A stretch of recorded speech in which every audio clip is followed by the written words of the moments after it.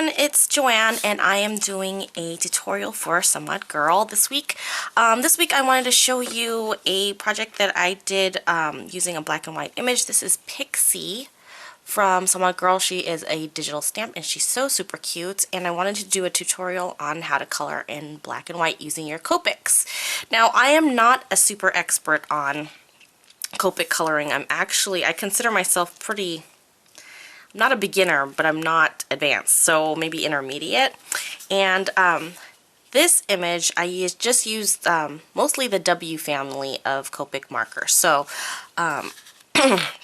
here's another image that I have, and I have the colors W7, W5, W3, W1, and W00. So I'm going to start with her face, and I'm going to use my lightest W to do that. Now, the way I have my tripod set up is kind of precarious, so I have to not tip my tripod over and go crashing. So I'm just taking my W0 and just going around her face just to lay down some color. And it's been a while since I've done any Copic coloring videos, so bear with me. I'm really rusty, I should say. And it's really late at night, so my voice is a little not 100%. So I'm just going over her skin with the W00.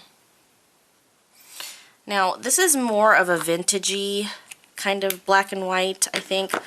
I'm still practicing with the other black families. Does that make sense? The color black, like the N's, the zeros, and the T's. So I'm taking the W3 and I'm just going to start shading in the areas where I think a shadow would be cast. I'm just trying to also be careful with this. So just going lightly, creating a light line. And I'm not really concerning myself with going out of the lines on the outside of this image, just because I would probably fussy cut it like I did with the card.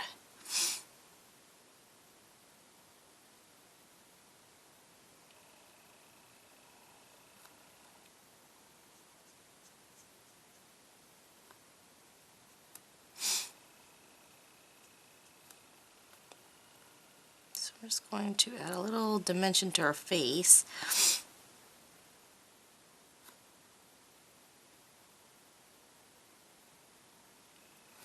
Just try to add some shadow. So that was my W3. So now I'm going in with my W1.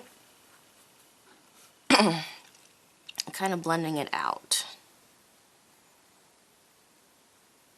Now I think you can color black and white with the T's and the N's, but I have not tried that yet. That might be a future video, but right now I'm just doing the vintagey looking black and white, and that's okay with me. I tried using I had just gotten new Copics, and I tried using the N's, I believe, and it just looked like a hot mess. So I think I needed probably to mix it with something else.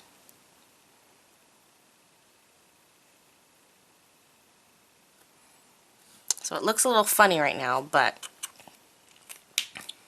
I'm going back with the W00 and blend the rest out.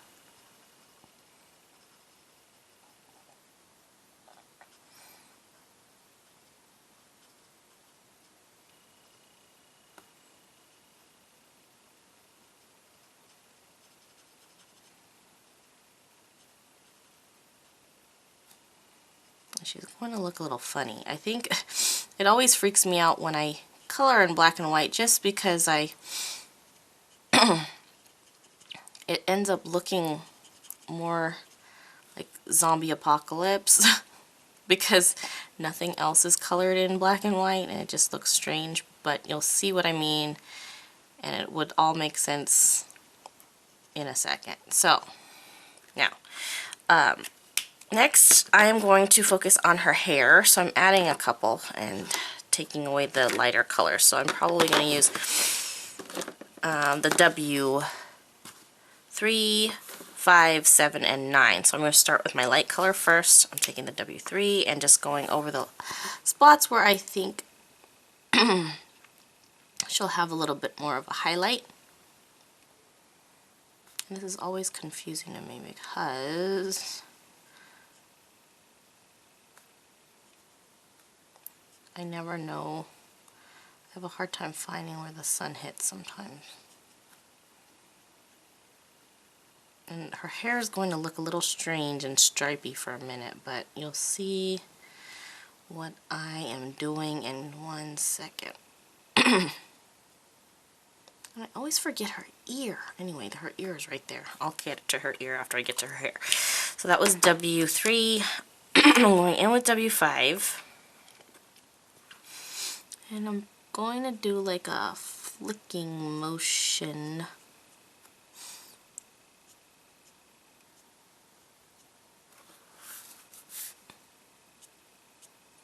To get to her hair. To kind of create a little dimension or texture to her hair. I'm not going to worry about that just yet. Like I said, it'll all make sense in a, in a minute.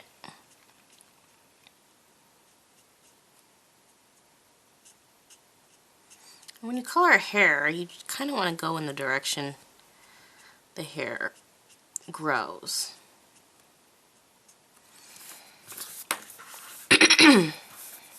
Sorry, I think I have allergies. The weather's been really weird in California. I'm still not quite, it's spring, but it's doing weird things. Like it'll be super cold one day. It'll be super hot. Alright.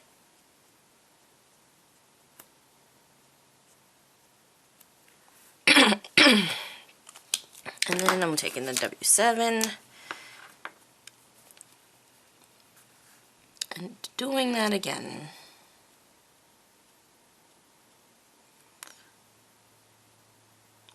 I'm sorry, guys.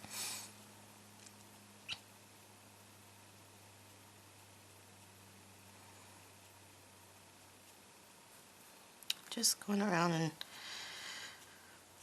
creating a little bit of depth and shadow and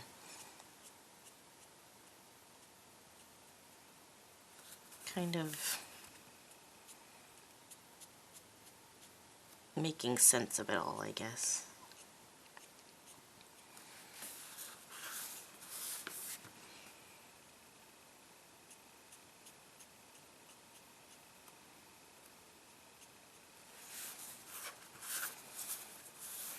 It may be confusing because I keep turning this, but I just want to make sure I got the areas I need to get properly. Sometimes I get really lazy and I don't turn my image around, and you could tell that I'm rushing through it, I guess.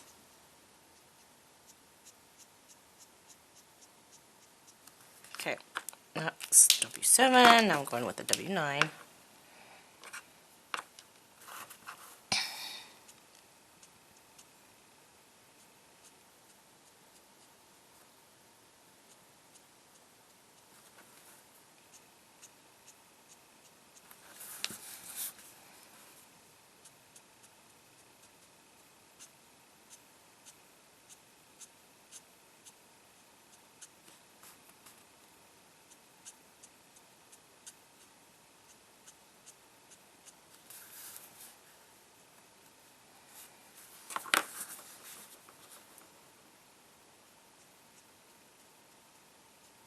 Sorry for the moments of silence. I feel like I should be saying something right now, but I'm not quite sure what to say.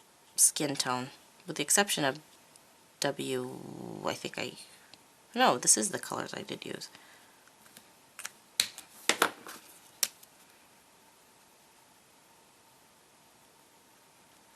Just going to blend this out a little bit more.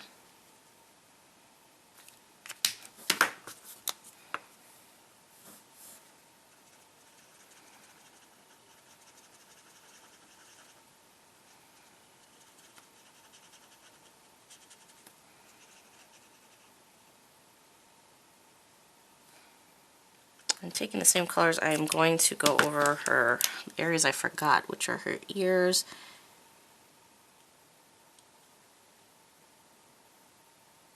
and her leg.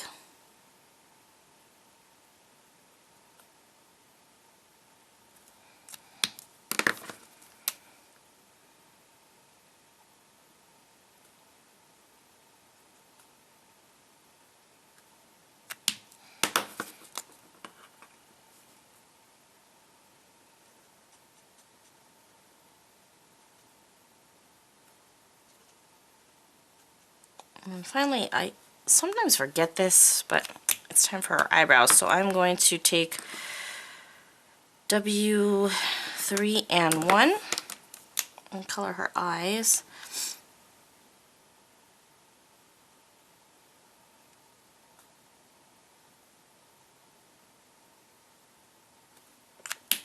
Her pupils, and this is her W1.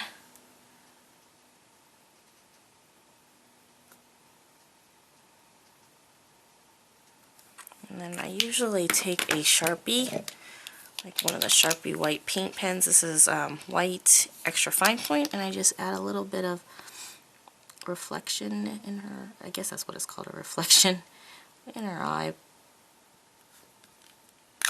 Make it look like she's got a twinkle in her eye. And then her eyebrow, I think I'm going to use W5. Actually, I'm going to practice on off to the side because I don't want it to be, no, I don't like that.